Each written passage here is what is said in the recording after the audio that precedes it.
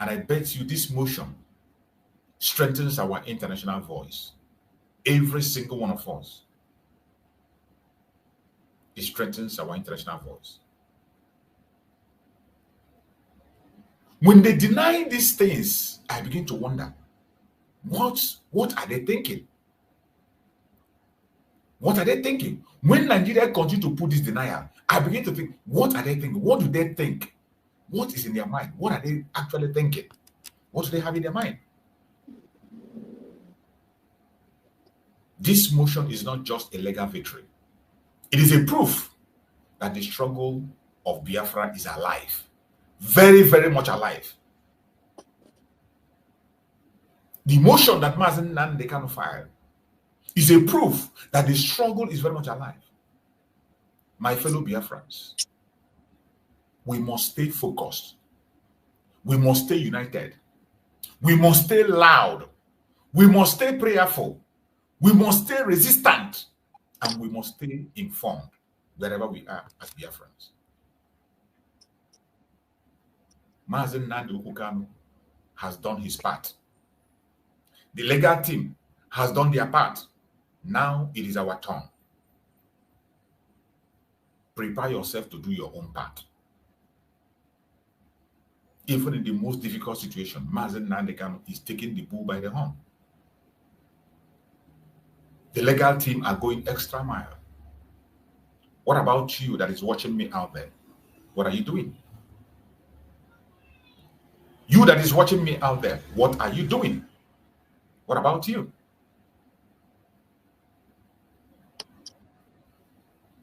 We must not allow Nigerian government to escape this time or sweep truth under the cupboard. I want us to listen to this. When they begin to deny genocide, I want you to listen to this. This is a news from Nigeria conventional media. From their own media. This is a news from their own media. I want you to listen to this. Watch it.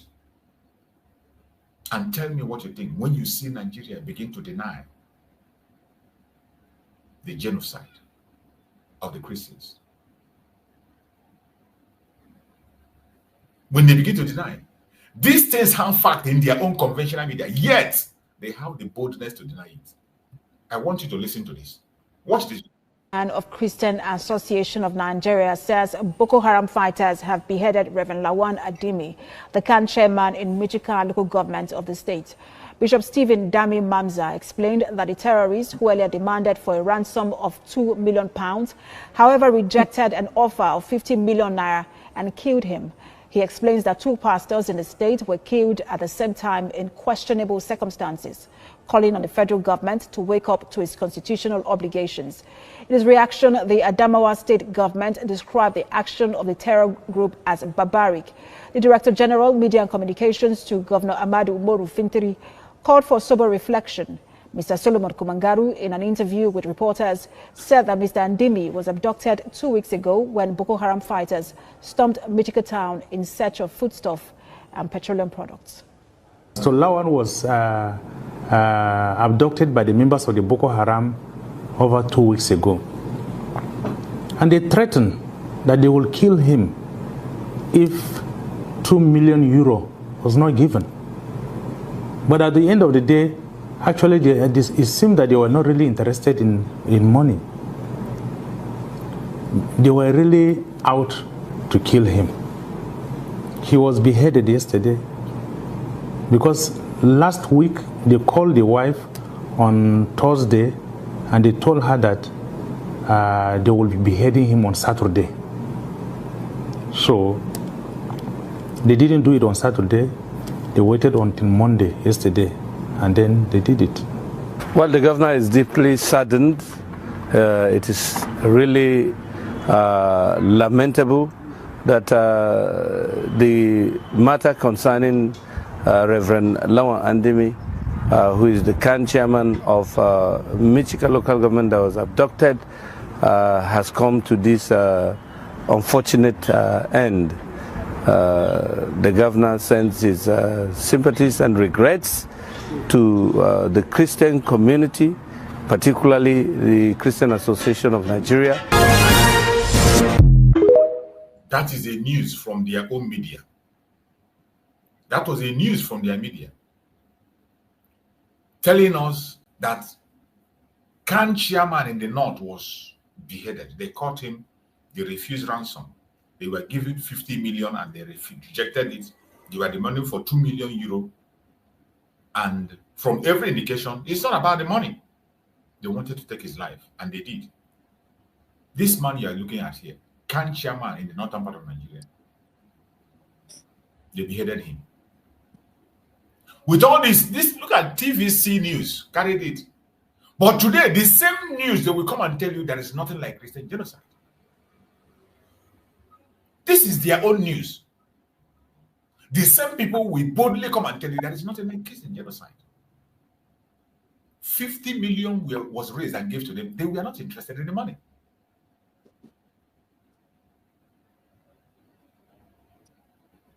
So when we come, we don't just come and say things because we want to say it. There are numerous facts and evidence to show that what Donald Trump said is even worse than he knows. He was even painting what? It is worse than that. The deliberation you are seeing online everywhere in all these that he's talking about, it is not even, this thing started before Boko Haram. But even within the time of Boko Haram, they have committed atrocities against the Christians, more especially. Tell me, have you ever seen anywhere where you see them behead any imam? Have you seen any place where they attack an imam? They caught just an imam. Have you ever had that? Have you ever seen anyone that they went and caught an imam and they took his life? So when we are talking about Christian genocide, it is not a made-up story. It is a fact. You can continue to deny it for all I care. It is a truth, an undeniable truth. And we will continue to speak about it. More especially now that the opportunities have called. We will never keep quiet. We will say it. We will talk about it over and over again as much as we can. You're welcome, my beloved brother Christian. Thank you so much for joining, bro Christian. I see you there. If you're free, my brother, go ahead and speak to us. You're welcome, my brother. Good morning, Deo. Hello, my brother.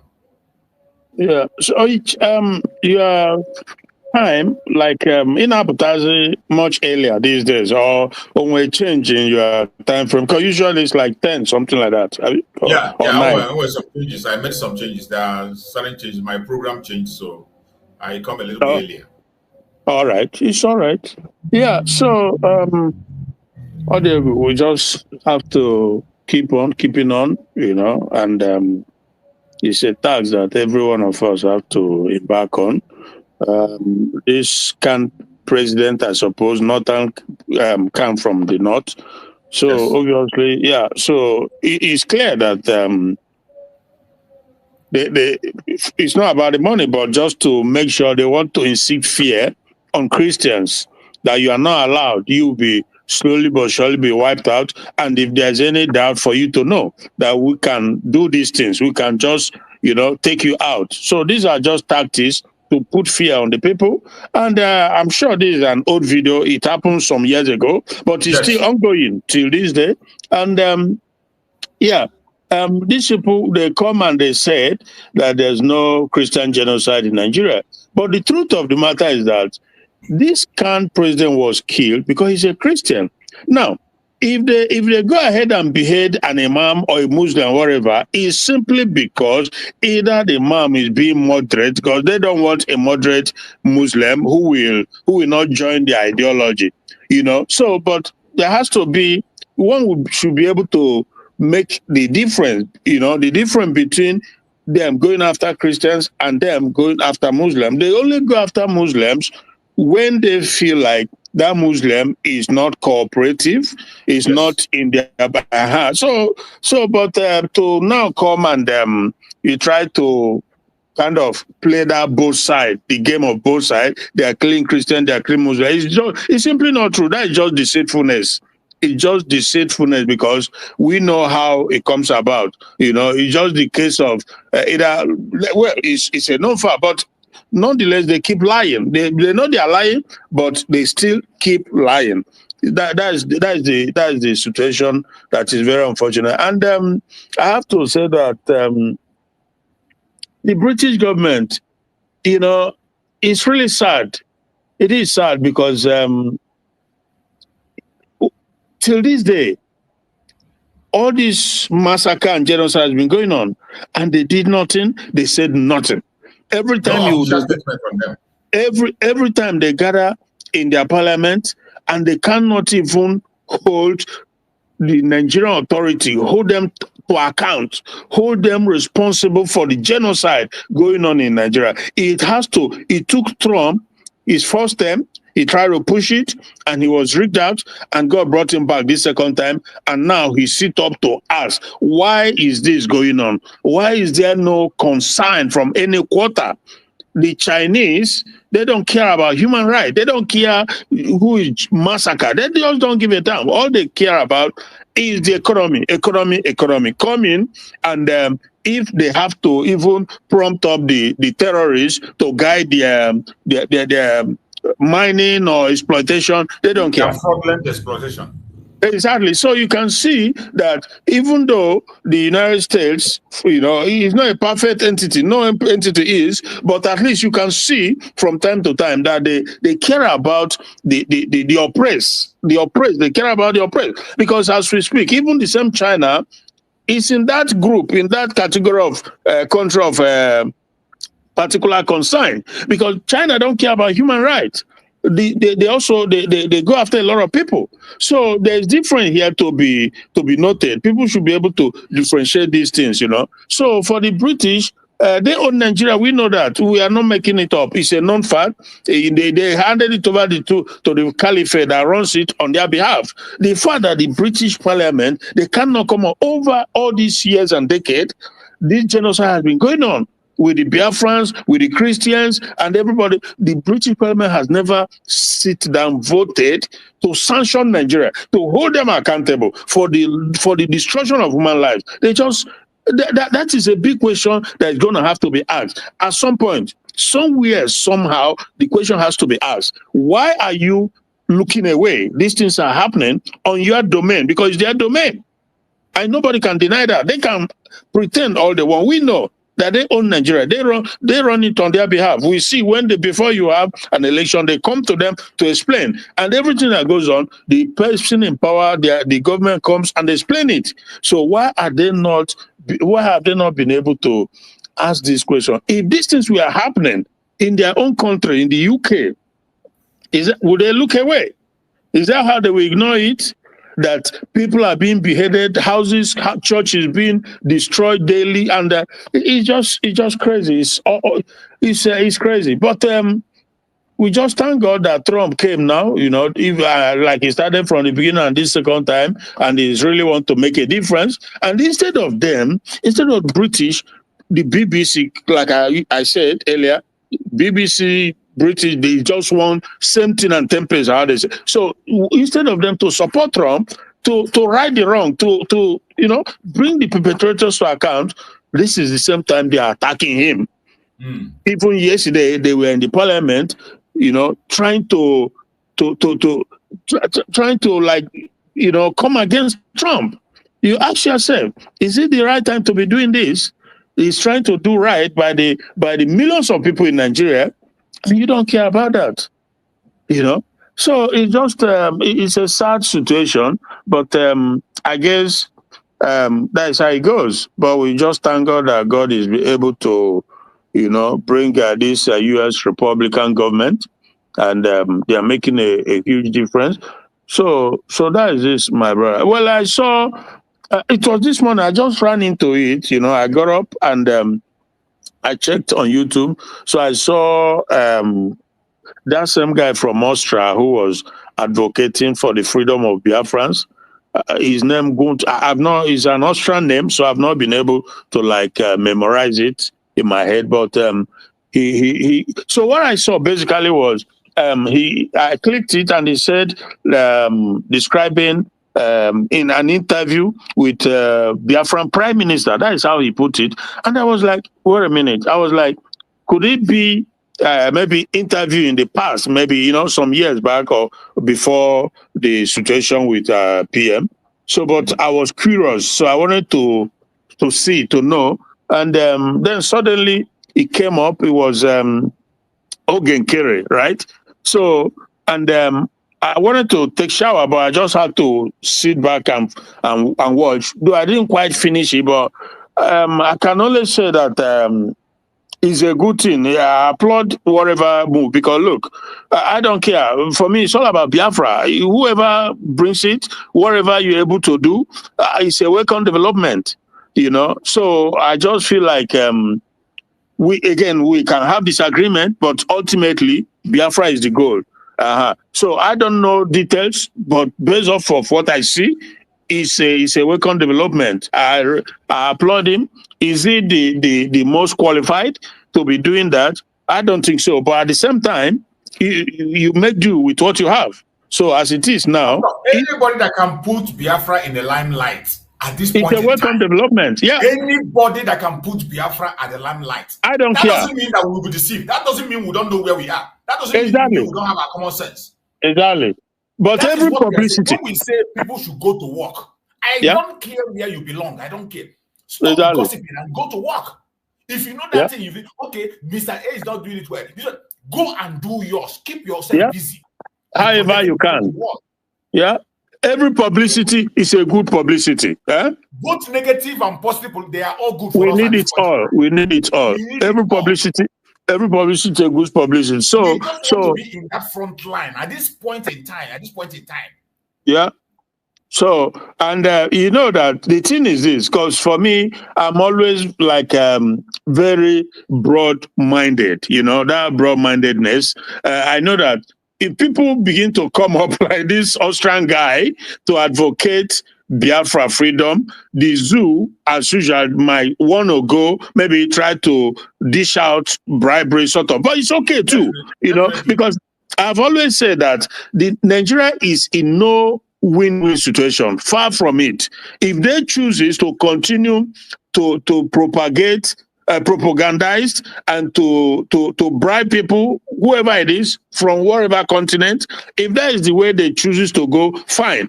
At the end of the day, they are just in a mess, and they cannot come out of the mess until they do the right thing. Because if people take the opportunity to make money and they jump on the wagon, it's also a good thing for us, because every time you talk about it, it's a plus, not a minus. You see what I mean? So let them go ahead and continue to bribe people. The one you said yesterday, the guy that tweeted, Mike Arnold, who tweeted. Yeah, exactly. So every effort that the Nigeria make, because I also saw the Nigerian, either the foreign minister, is it, or minister of information, you know, he was on one German channel saying basically, because the lady, the interviewer asked him that the Christian genocide that is making news around the globe, and that Donald Trump, the American president, they are very much on it at the moment. So he said, the minister, who is, his name is Mohammed something, he says that is because there are the proscribed terrorists. That's how he put it. That was just his word. Proscribed terrorists who are in the US lobbying, blah, blah, blah, lobbying American government. That was the word. Imagine. A minister. You can imagine that. You can imagine that. Yeah. So he said that is the problem, that they are spreading. My brother Christian, you see, that is why this is what brings me to when we say even negative publicity is welcome. It's a good one. Yeah. He doesn't know that statement is making is bringing us up. Exactly. You know, when we try to match this Christian genocide with the Biafran genocide, you know, people try to separate it, but they help us to link both of them together. 100%. You can imagine a minister of communication, whatever, a minister saying such a word. Yeah. It speaks volume. Even though he tried to make it on a negative note. Yeah. It is to our own advantage. And the peace. Nothing we do. And I even want them to speak more. Let them accuse us more. Exactly. Let them accuse us more. You can't even. Just like this information you brought now. I've not seen that video. I will try to go and look for it when I see it. When you say this, Ogenkere was speaking to. Anybody that wants to go, anything that will bring us at the limelight, go and do it. Welcome development. I will lose my sense. I don't know who is right and who is wrong. It doesn't make me lose my sense. Yeah. So but in terms of the policy, they should go ahead. Go ahead, my brother. I wrote on that clip that I just basically I said that, look, this guy, this Mohammed minister or whatever, that he is himself a terrorist. I just describe it exactly as it is. The fact that he doesn't wear bomb and goes and blow up someplace don't mean that they are all in it. They are all in it. If you are financing it, you are a terrorist. If you are coordinating, you are. If you're a sympathizer, you are a terrorist. Wow. This is a known fact, because the Pantami was also in the government in the previous administration, and he was a sympathizer, possibly financing it, and the rest of them. So this is what I wrote. I said, look, the agenda undoubtedly is to Islamize the entire Nigerian entity, to Islamize it and Fulanize it using terrorism and political manipulation. So this is, we just have to keep doing what we are doing. Every move they make is a plus for us and a minus on them. So that is the situation, my brother. So yeah, okay, Kere, I appreciate what he did. So at the end of the day, when we get to our destination, we sort ourselves out. I'm always of that opinion that let it not be that is this Janjaweed, these Marudas who brought their people in, from the entire region to settle. Let them not be the one that will overrun and take our place. We will never accept that. When we are in our place, we can sort ourselves. Anyhow we want to fight, we will fight within ourselves. And at the end, we will find a way to settle it. It has happened in the past. Nations have gone through it, and it continues to be like that because different people with diverse opinion, diverse interest. So that is how it goes. But one more thing, I did not hear him. I'm not trying to stir anything up, but I did not hear him call himself a prime minister. He didn't. That is so, because for me, it's all about horse's mouth, sort of, right? Like, you remember one guy who came here and they said I was calling this, that. Well, we asked him, he said he didn't. So that was good enough for me. That's good. Okay, if he has described himself as the prime minister, then that would have been a confirmation, but he didn't. So thank you so much. Thank you, my brother. All those observations are very important. Some people, when they look at issues, they add sentiment to it. Just like I said that day, and that issue you raised now, I base my own info based on what you tell me. Yeah. Even if you have said something before and you come to my face, you deny. I'm going to judge based on what you said. Exactly. And for the fact that the person have now denied, even if he has said it before, you should accept that he has apologized. There are people who cannot apologize directly. There are people who can say things out of just to win argument or out of argument. So when it comes to reality, you allow them to speak, and then you take your statement from there. Yeah. So we must continue to speak. This time is a very critical time. Every Biafran must get to work. Get to work. You see, me and my brother Christian, we were here yesterday morning. We were together in the evening. Here we are. We are doing our own part. We are doing our own part. It doesn't matter whether you hate us or you like what we say or you don't like it. Everybody must not like my line of thought. There is no law that says you must like me. And there's no law that says I must say things the way you want it. No. You are entitled to your own opinion. Say it the way you want it. At the end of the day, it is about Biafra. Anything that can put us in the limelight, continue to do it in your own little way. Do your own. Allow others to do their own. That is where we are. So that will now bring us. You see, one of the lies they told again. I want us to go into that. I saw that program on VOP where they were discussing about this nonsense that terrorist said in Nigeria. The chief terrorist in Nigeria, Gumi, when he said they were burying empty caskets in Nigeria, they were burying empty caskets. Yeah. I saw VOP discussing it and I brought the video. Let us hear what they are saying in VOP about that claim of Gumi. Let's hear what they're saying. Then we can anchor a discussion on that. In the studio, Mr. Falim. Can you make sense of what Gumi said? That look, Christian groups in the Middle Belt are burying empty coffins just to create a narrative of a genocide you know, that there is mass killing of Christians. The coffins that we see that are buried, do you by any chance, you have been a reporter, you know, you have inside information, you get information anyhow, you know, because you have been in this trade for a very long time. Have you ever heard, you know, has it ever escaped from someone, got into your ears that, look, this thing that Sheikh Gumi said could be real? Has it? Do you have an idea? Help us, please. I think it's marks of height of irresponsibility for Gumi to even imagine that, not to talk of spewing it. And it's very, very uncharitable and a way of denigrating the soul and spirit of those who had been mowed down in that area. Maybe he has his own idea or perhaps his own thinking that is different from reality. Because as soon as this thing came up, I went back in time to check the videos. In most of these mass burials, there was no coffin. Nobody used coffins. Lifeless bodies, corpses, dressed with different colors of attires, some exposing the leg, some exposing the head. Young children between the ages of 2, 3, you know, laid bare on the floor. And you are now coming to say, I mean, this is the height of it. I, for one, you know my position on this genocide thing, that I didn't put my finger to the fact that there is genocide, but this is the height of it. That man needs to be examined properly if his mental state is stable for him to have said this.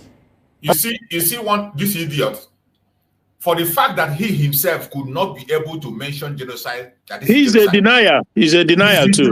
He is one of those promoting that Gumi. There is nothing different between this idiot and Gumi. Exactly.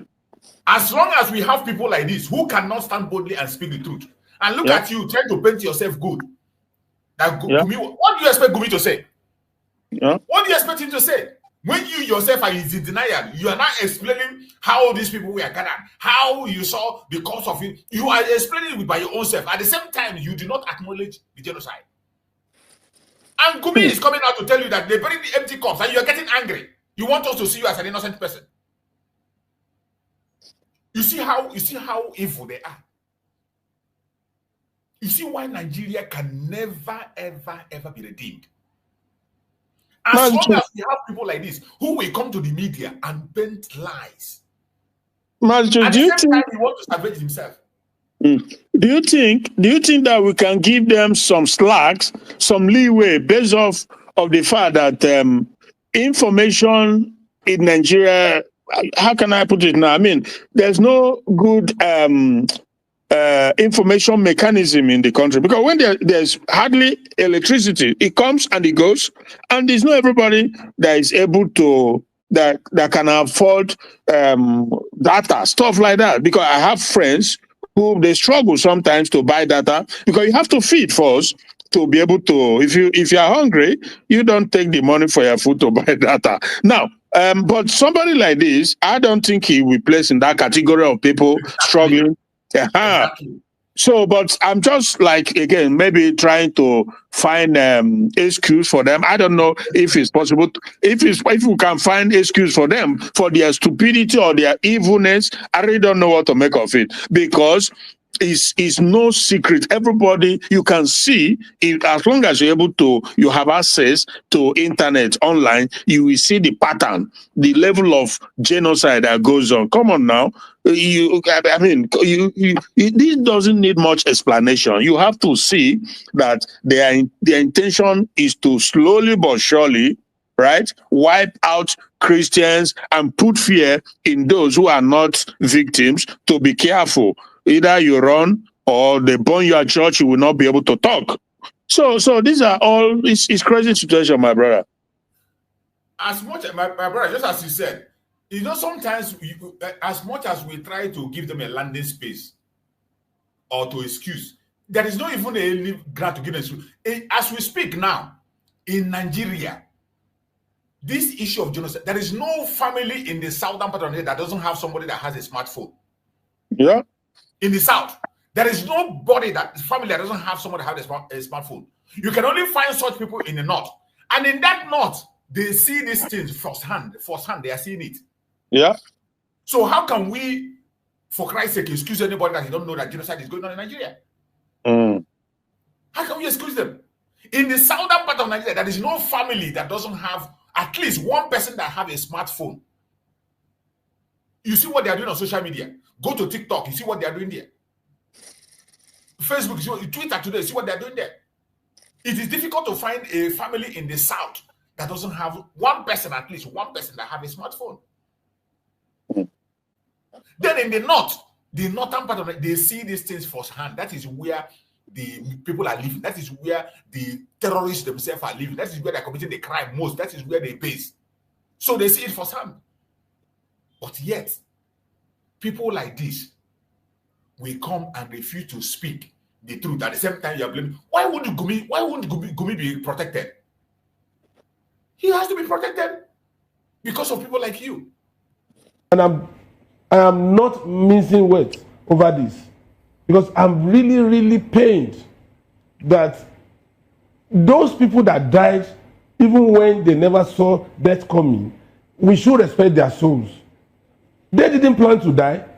They didn't know that they would be in harm's way. Some people decided without provocation to slaughter a mass of people. What is mass grave? Mass grave is for two reasons. And yet one, if you cannot identify those killed, maybe they were mangled to the point that you cannot recognize them. Then when the deaths are multiple, that you cannot be digging. Now imagine 213 people slaughtered in one day. How many graves are you going to dig? It's not genocide. Yeah. This is the reason why there was mass grave. The third one is maybe robbery suspects that have been kept in mortuary for so long, accident victims that cannot be recognized, that nobody came to take their bodies. Those are the reasons why you have mass graves. And now, somebody somewhere woke up from the wrong side of his bed just because he claims to be a cleric. Is that the way to protect your religion? Okay. All right. Is that the way to protect your religion? Then you have painted a very gory picture, and a lot of. I'm not sure I can take this, because the picture. But you see the contradiction. I understand your emotions. Yes, you see the contradiction there.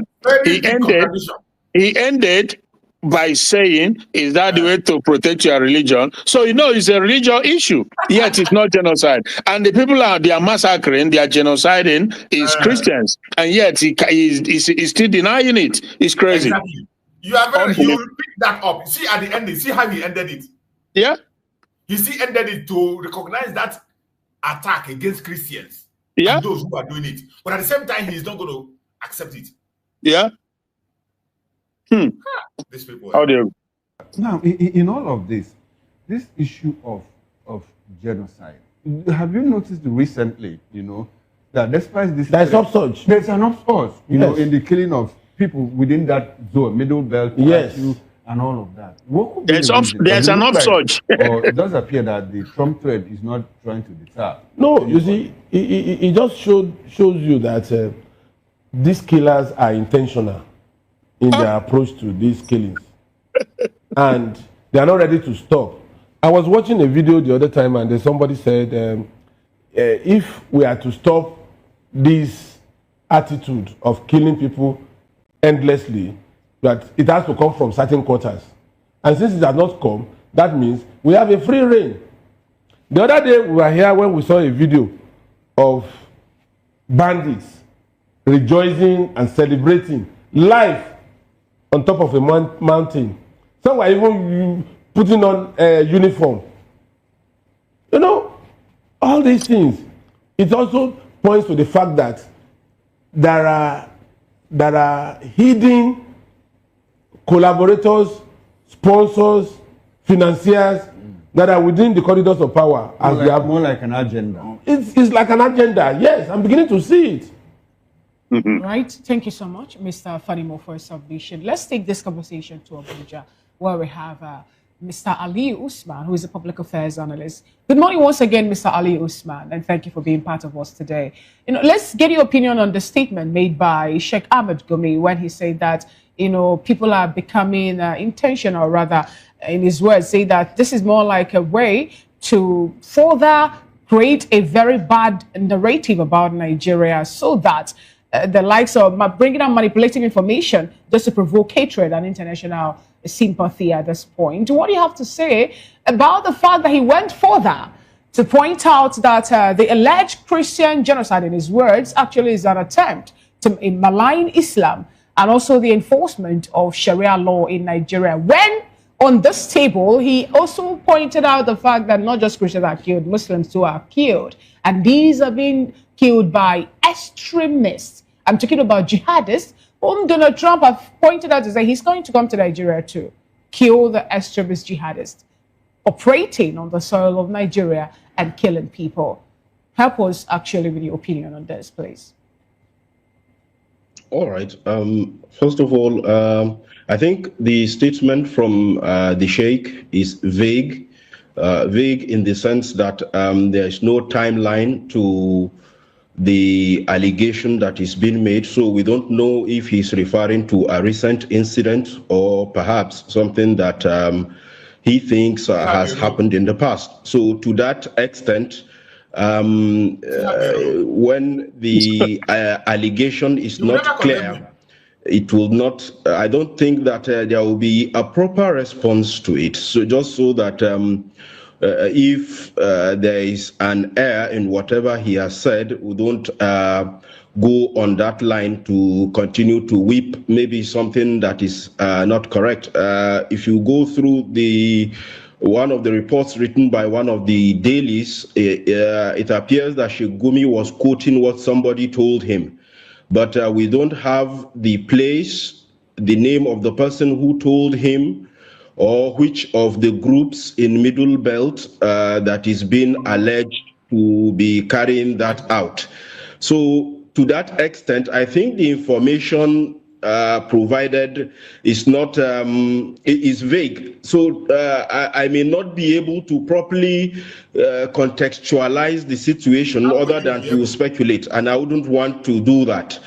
But with respect to the other comments you made about him talking about stopping of Sharia or other things. See, there are certain things that we need to understand, especially about Sharia. Sharia is something that is being applied every day in the life of a Muslim. So even without a codified law, for instance, a Muslim will still apply the Sharia when he does the things that Islam has asked him to do.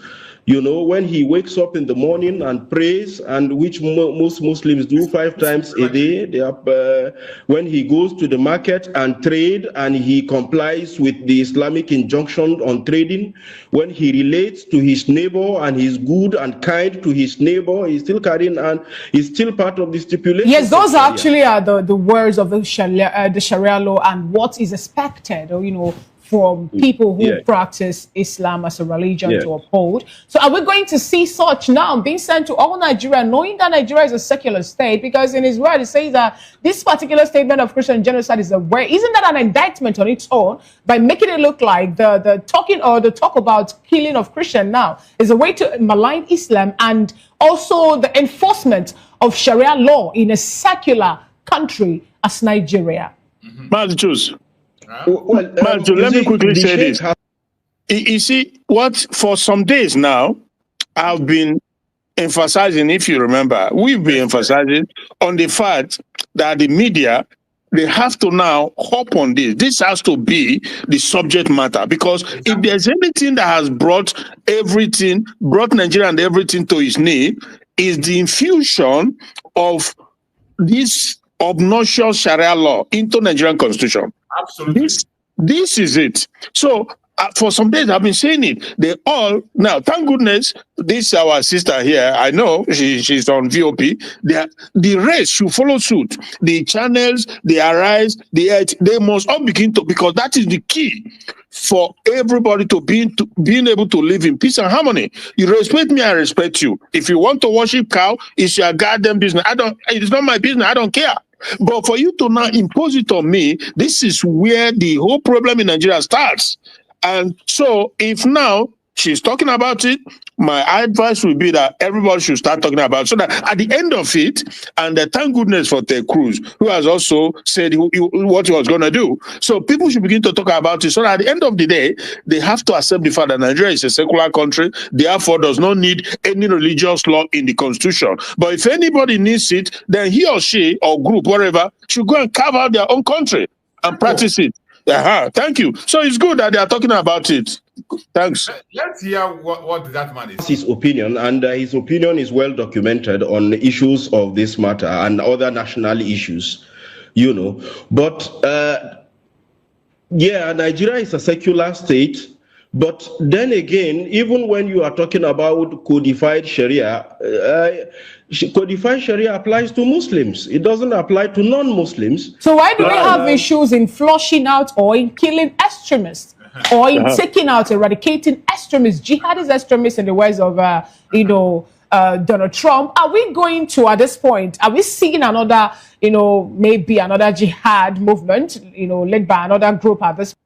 And another lie is that when he say it's not applied to other people, he should remind him that somebody's shop was taken in Abuja. Exactly. They took somebody to Sharia court in Abuja. Yeah. Yeah.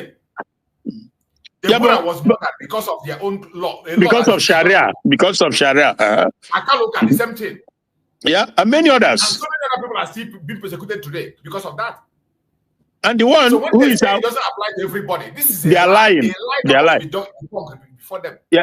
Yeah, that lie is that the taqiyya also that Islam has in their whatever they do, right? So they come out, they willfully lie to you, but in their heart of hearts, they know that they are lying. So this is the thing. You cannot say, but it's not only applied. It's not only applied to Muslim, because they are pushing it slowly and surely on everybody. Thank you. Point on the soil of Nigeria, just like what we saw that played out with Nnamdi Kanu when he invaded Nigeria on the notion of Sharia war and all that. The first terrorist in Nigeria, Nnamdi Kanu, they should be calling that man the first terrorist. When they use this, the first terrorist in Nigeria was Nnamdi Kanu, and the seed he planted is what is happening. It is stopping us. Yeah, that evil seed. All right. First of all, let me start where this sister is going. I really like it. The boldness. Yeah. People should, because I don't know if you see it from Channel and the rest of them, but she's doing well. They are doing well on this channel. They begin to call it out for what it is. Thank you. Let's see. You just dropped it. To start with, that Usman Danfodio did not invade Nigeria, as at the time they always back their terrorists. These people, they will always. Of course. He came and he supported Gumi. He never accused me. Yeah. He never talked bad about Gumi. Yeah. And he will never. Look at him now. Yeah. He's still praising Nnamdi Kanu that killed Hausa people. Yeah. Committed genocide against the Hausas. Used the Hausas. The trouble in the north in Nigeria today is Nnamdi Kanu, and he wants to deny. Yeah. Exactly. The Danfodio jihad happened, there was no entity known as Nigeria as we have it today. And secondly, again, it was not, we need to understand that part of history very well. It is one of the most misrepresented part of our history. Usman Danfodio was not a warrior. He didn't even start any wars. It was a self-defense. He was the one who was attacked and he defended himself. He was just a preacher. So by the time he defended himself, and then the subsequent things that happened took place. Where did he come from? Where did those men come from? Exactly. You cannot be defending yourself in my land, in my own territory. Huh? Imagine. You cannot live where you are. Where did he come from? Where is he defending himself? You cannot live. Yeah, you live wherever you are coming from, to my place, and tell me that you are defending yourself. How does that work? What? Hey, Odiego. out to be what metamorphosed into the caliphate.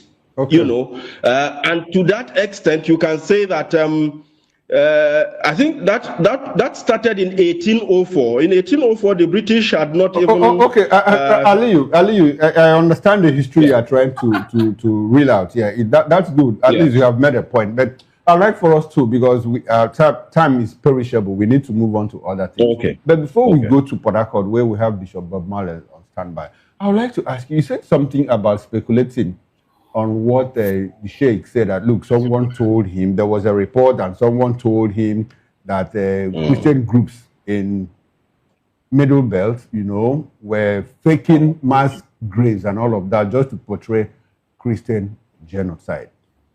According to you, he was quoted. And within that context, you don't know what to say. Do you, without the Sheikh saying that, have you ever heard, you know, that at any point that there was a fake mass burial in that part of the country? And is there a possibility that a group of people who have been killed in their numbers, you know, do you by chance know that groups in that region who have been killed in their numbers, you know, could go to the extent of trying to fake mass killings just to portray something that is real and existential? What's your thoughts on that? Well, first of all, I don't know of any such things. Secondly, I also don't think that people would go to the extent of faking their own death, whatever point they are trying to make. I don't believe that they would do that, because I don't have any evidence of that having happened anywhere else. So unless it happens, or I see it, or it's reported, there is an investigation and it is confirmed, whatever anybody says to that extent may just still, like I've said, be in the realms of speculation. But we also need to understand what is happening, because this whole scenario has been created, a we versus them situation has been created, where certain policies are interpreted as being against them, and certain groups are being seen as being favored. So where you have such situation, you find a situation where people are trying to underplay the narrative of certain people and trying to bring up theirs. What I do know is the allegation that tends to be made that when things like this happen and there are casualties in the Middle Belt area, that it gets more media coverage, that it gets more attention than when such things happen elsewhere around the northern region as well, especially when the victims are Muslims, or when these things happen in Muslim-dominated areas. I have heard such allegations being made. I have heard people talk about the fact that they don't get as much coverage as when, that. Yeah, exactly. When it happens on the reverse side of it. Before we leave you now, Mr. Osman, is there genocide in Nigeria, whether Christian or Muslim? Is there genocide in Nigeria? Well, I wouldn't say there is a genocide. I would say there are mass killings. Because when you call it a genocide, you have to prove that first, that there is an entrenched interest, whether ethnic, religious, or any economic, that is trying to get another person out of the way to take over certain, whether territory, or to gain certain economic advantage or social advantage. Now, when you look at the entire conflict that is happening, you can bring in ethnic coloration to it, you can bring in religious coloration to it, you can also bring in economic coloration to it. But this same thing affects everybody all across. When you look at the two most affected states in the north that are Christian majority, whether that's Benue or that's Plateau, whatever is going on in those places, you can say the same about Sokoto, you can say the same about Zamfara, you can say the same about Kebbi, you can say the same about Niger, and more recently it has extended to Kwara. More recent, I think about 2 weeks ago, the deputy speaker of the Kebbi State House of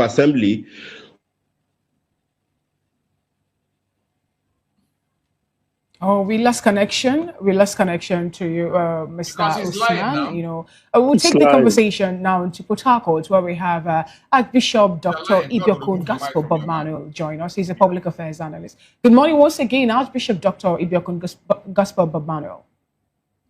Now, what do you make of the statement of Sheikh Ahmed Gumi? He made the statement somewhere in Turkey, you know, saying that people of the Middle Belt are burying empty coffin. In the words of Usman this morning, Ali, he said that whatever thing that is happening wait.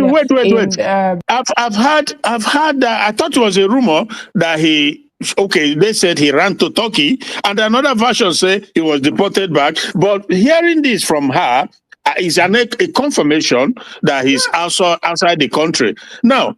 So, but also, you know that Turkey has also been indicted or accused. Of course, they were mentioned. Exactly. Utom, the former Benue governor, accused Turkey and Saudi Arabia of being yeah. So obviously, and for him to run to Turkey, and why would Turkey not apprehend him or deport him? That don't quite make sense to me, because he went. Yeah, Saudi Arabia did, right? And we also know that Turkey, see, the current president of Turkey, to be very, very honest with you, he's as jihadist as they come. Odegwa, his name is something Odegwa, whatever. He hates Israel with passion. That guy is just that sometimes when God, it's like the saying goes, now you cannot curse a man who is blessed. But this guy, if he have his way, he want to wipe out Israel on the face of this earth. He is a hardcore jihadist. But so I won't be surprised that even when Saudi Arabia, they're trying to modify, they're trying to become liberal, sort of, you know, they're doing a lot to liberalize. Seriously, they are working towards that. Exactly. But Turkey, but this guy, the president of Turkey, is still very much ingrained in this old Islamic jihadism of doing crazy things. So, but it's good to know that Gumi is out of the country now. Whether he comes back or not is another thing. We shall see. Maybe in Plateau or in Southern Kaduna, or maybe even in Benue State. Also, it's repeating itself somewhere in Sokoto and also in other parts of the northern Nigeria at this point. Are we saying also that those people that were killed there, also the coffins or the burials we've seen them organize are empty coffins at this point? And what do you make of this? You're supposing it to the fact that he went further to talk about the allegation of Christian genocide being a deliberate attempt to halt the enforcement of Sharia law in Nigeria that happens to be a secular nation. Imagine, he's even proud. Well, thank you. I think my stand is, number one, I condemn. Everybody has freedom of speech, but in the state of our nation, the insecurity, I condemn it outrightly, and I count it as very insensitive coming from a cleric of note who should be an advocate of peace and not taking sides, whether you be a Christian cleric or an Islamic cleric or whatsoever.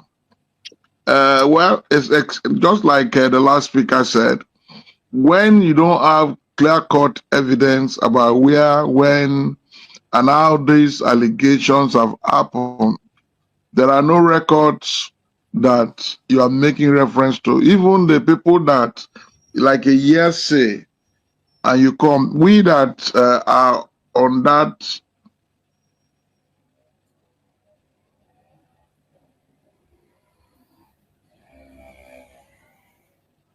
All right, I guess we lost connection also with Dr. Ibiokun Bob Manuel. We will actually ask our team to work on it. Okay, go on, Archbishop, if you're back, go on. Okay. It's possible that Gumi is trying to defend his faith against the backdrop of the American, I would say threat, American position about Christian genocide in Nigeria, which has been serialized in their own intelligence.